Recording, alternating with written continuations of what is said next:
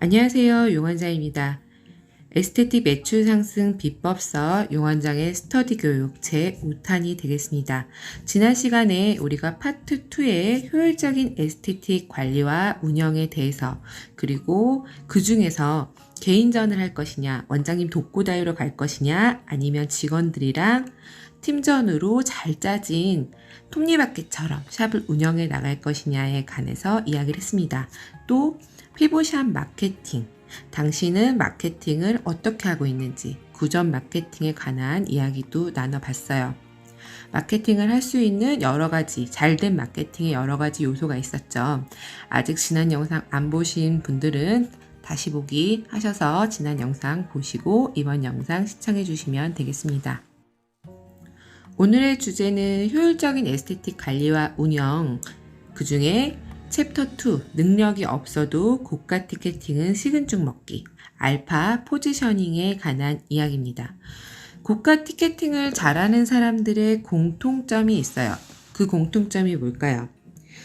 그 사람들은 기본적으로 배웠든 안 배웠던 영업력이 갖춰져 있습니다. 체계적인 영업력이보다는 그냥 성향 자체가 알파인 사람들도 있고요. 그리고 논리적인 지식과 근거에 의해서 따다다다 해대는 알파 타입의 사람들도 있습니다. 그런데 우리가 제대로 된 영업력을 갖추기 위해서는 이렇게 두 가지로 그냥 성향 자체가 알파인 사람들보다 다른 많은 기법들이 조금 더 필요하겠죠. 근데 그 기법들이 사실상 어려워요. 그래서 책에서는 그런 어려운 내용들을 다 배제하고 한 번에 5단계 정도 점프할 수 있는 기법 2가지를 알려주고 있습니다. 그 전에 샵에서 원장님들의 지금 위치, 고객들이나 직원들한테 보이는 원장님의 위치가 얼마나 권위가 있고 전문가로 보여지는지에 대한 상태 체크를 조금 해주시는 것이 좋습니다. 나는 어떤 포지션의 원장인가? 고객과 친구처럼 지내는? 혹은 고객을 왕처럼 떠받드는? 고객을 언니라고 부르는? 혹은 본인 스스로의 그 알파 성향으로 근본 없이 고객들을 윽박지르는 어떤 포지션을 갖고 계신 원장님인지 한번 체크를 해보세요. 사실 이 4가지 포지션 중에서 4번의 포지션이 당장에 버는 돈은 조금 더 잘 벌 수 있어요. 고객들이 그냥 나도 몰래 막 얼레벌레 막 지갑 내밀죠. 근데 그러고 가서 되게 후회해요. 나 이상해. 아까 괜히 결제했어. 혹은 막 환불을 뜹니다. 혹은 케어가 다 진행이 된 후에 추후에 재티켓팅이 안 되죠. 어떤 포지션을 가지고 고객을 대하느냐에 따라서 클로징이 달라집니다. 한마디로 고객이 지갑을 여는 속도가 달라진다는 얘기죠. 고객이 신뢰감이 있으면 클로징이나 티켓팅이 수월한 것은 명백한 사실입니다. 당연하겠죠. 내가 이 원장님을 믿는다면 이 원장님 말하는 모든 것을 믿고 당연하고 그 티켓팅 당연히 해야 되는 거라면 당연히 믿고 지갑을 엽니다. 그런데 그 신뢰감을 쌓는 가장 빠른 방법, 천천히 갈 수 있는 방법들은 다양하게 있을 수 있어요. 하지만 우리가 신규 고객을 만났을 때나 이제 아직 나와 그런 유대가 생기지 않은 새로운 고객들을 만났을 때 신뢰감을 쌓는 가장 빠른 방법은 원장님 자체가 권위자가 되는 것입니다. 이게 바로 알파 포지셔닝의 핵심이에요. 우리가 주변에서 권위자라고 말하는 사람들 가장 쉬운 예가 바로 의사입니다. 병원에 있는 의사. 우리가 아파서 병원에 가요. 병원에 가서 진찰을 받고 진찰을 받는 과정에서 옷 올리라고 하면 옷 올리고요. 바지 내리라고 하면 바지 내립니다. 그리고 의사가 진단해 주는데 주사 맞고 약 먹습니다. 의심하지 않아요. 물론 요즘은 어떤 일부 분들은 거기에 처방해준 약 하나하나 다 따져가면서 의사들한테 따지기도 하고 고소하기도 합니다.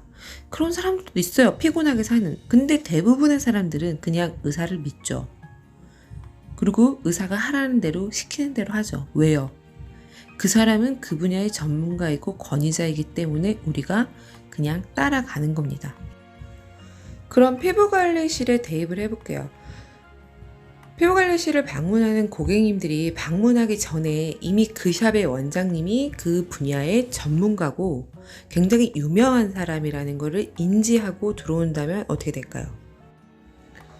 동네에 골목 하나 건너 있는 많은 피부샵들이 있지만 그 피부샵들의 원장님들과는 다른, 이 원장님은 다른 샵에 있는 원장님들을 가르치고 뭔가 그 원장님들에게 많은 도움을 주고 해당 특정 분야, 윤곽이면 윤곽, 여드름이면 여드름, 특정 분야에 굉장히 전문가이고 그 원장님을 따르는 고객 후기도 많고 넘쳐나고 그런 걸 모든 걸 다 인지하고 고객이 방문한다면 어떻게 될까요?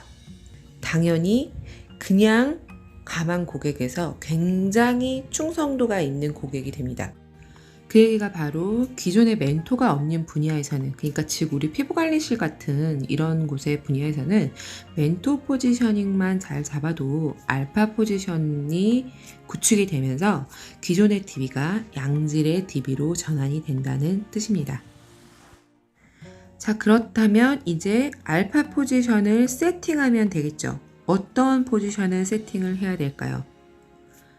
그냥 단순 피부관리 잘하는 샵, 피부관리 잘하는 원장님 이라는 포지션보다는 세분화하시는 것이 조금 더 좋겠죠. 그냥 의사보다는 피부과 전문의, 성형외과 전문의가 있듯이, 그리고 성형외과 전문의에서도 쌍꺼풀 전문의 있고 코 전문의 있고 양악 전문의 있듯이 피부관리실의 원장님도 마찬가지입니다. 여드름 전문가, 악건성 피부 전문가, 윤곽관리 전문가, 이것도 사실은 크죠. 이거보다 조금 더 세분화하셔서 그 분야의 전문가로 포지션을 세팅하시면 좋습니다. 세분화된 포지션의 정한 주제를 잘 알고 있든 모르고 있든 관계없이 그것에 관해 앞으로 좀 더 공부해 나가고 그것만 전문적으로 다룬다면 그때부터는 그 분야에 권위가 생기는 것이고 곧 알파 포지션을 선점하는 과정이라고 생각하시면 됩니다.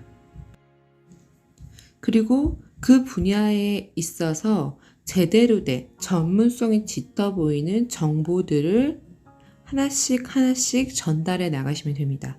당연히 온라인상의 프로필은 전문적인 복장이 함께 이루어져야 되겠죠. 의사들도 출연이 있고 진료 보면 우리가 믿음이 안 가듯이 원장님들도 당연히 전문적인 복장으로, 그리고 내가 모르면 책을 보고 찾아서라도 그 분야의 전문성이 보여지는 글들을 인스타나 블로그를 통해서 꾸준하게 활동을 하시는 것이 좋습니다. 여기서 중요한 것은 이미 이 분야에서 애초부터 나는 전문가다, 그렇게 전문가인 척 행동하는 것이 굉장히 중요합니다.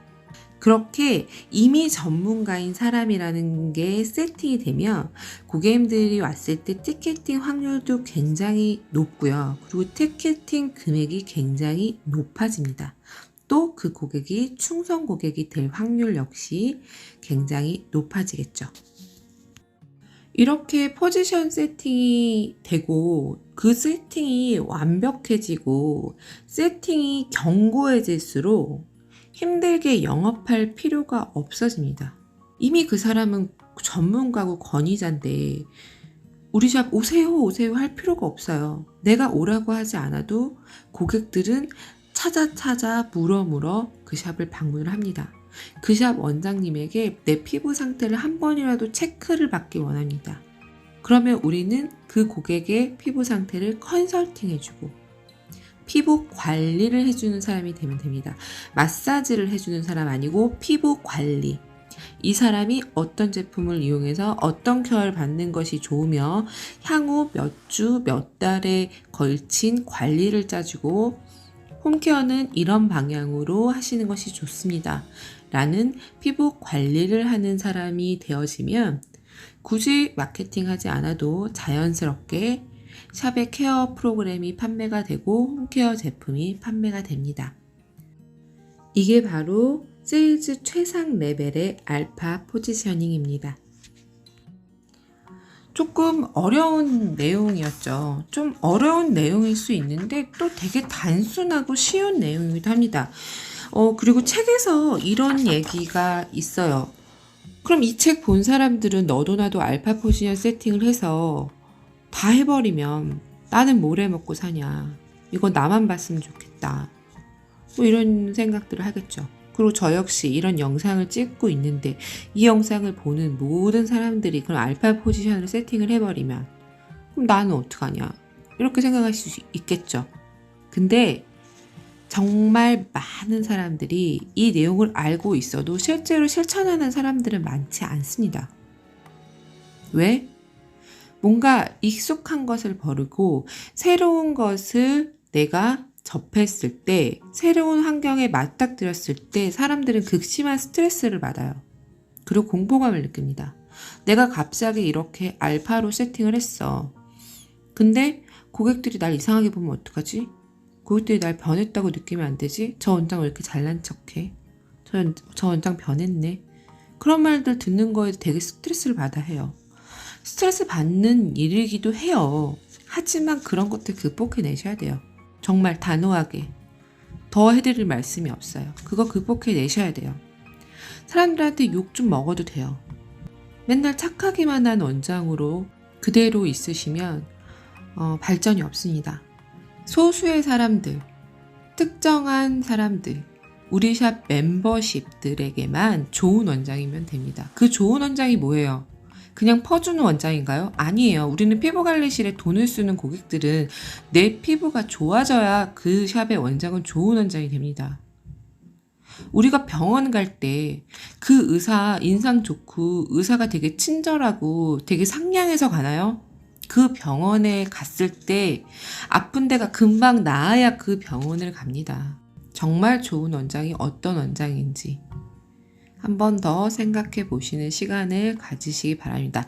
사실 오늘 그 다음 DB 발굴에 대한 얘기까지 원래 하려고 했는데 오늘 내용 가지고 원장님들이 좀 생각해야 될 것도 많고 나는 어떤 포지션을 잡을 것이냐에 대한 그런 고민이 필요하실 것 같아서 오늘 영상은 여기까지만 진행하겠습니다. 다음 주에는 DB 발굴 광고에 대한 이야기죠. 광고 가지고 내가 가만 고객들을 어떻게 만들어내는지에 관한 이야기로 스터디 교육 진행하겠습니다. 그러면 다음 주에 또 뵙겠습니다. 안녕.